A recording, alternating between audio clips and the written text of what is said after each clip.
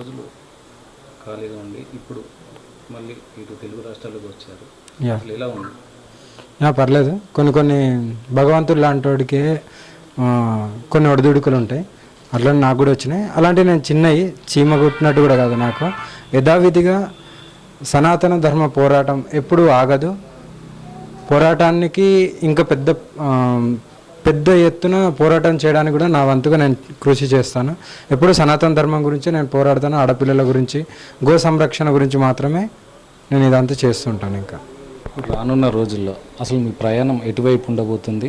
ఇటు సనాతన ధర్మం కోసం ఉంటుందా, ఇటు అంటే మామూలుగా మీరు ఎప్పటిలాగానే ఉండాలని అనుకుంటున్నారా?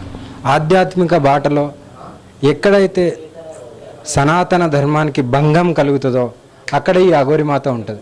ఎట్టి పరిస్థితుల్లో అక్కడ అఘోరిమాత 100% ఉంటుంది. వెనక్కి అడిగి వేసే ప్రసక్తే లేదు.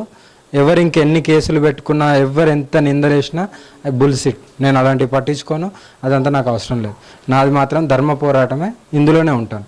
ఆధ్యాత్మిక బాటలో ఉండి పోరాటం ఎప్పుడు పోరాటం లాగానే ఉంటుంది.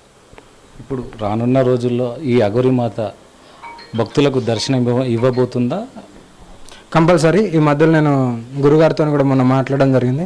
ఆశ్రమం కూడా పెట్టడం, కేదార్నాథ్ వెళ్తాను.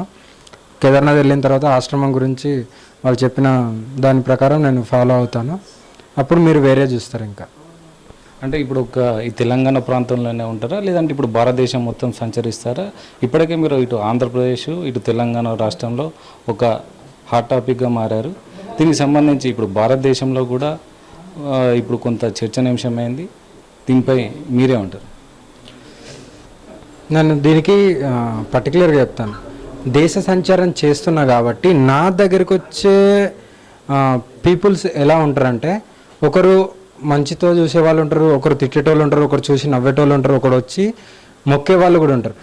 అన్ని కేటగిరీస్ వాళ్ళు ఉన్నప్పుడు నేను బయట తిరుగుతున్నా కాబట్టి వాళ్ళందరికీ రావడానికి ఒక గేట్ తెరిచి ఉంచాను. కానీ అదే ఆశ్రమం పెట్టి కూర్చుంటే అక్కడ రావడానికి నా భక్తులు మాత్రమే వస్తారు. నన్ను నమ్మిన వాళ్ళు వస్తారు. భోలేనాథుని నమ్ముకున్న వాళ్ళే వస్తారు. అప్పుడు ఇలాంటి ఇష్యూస్ ఏమి ఉండవు కదా.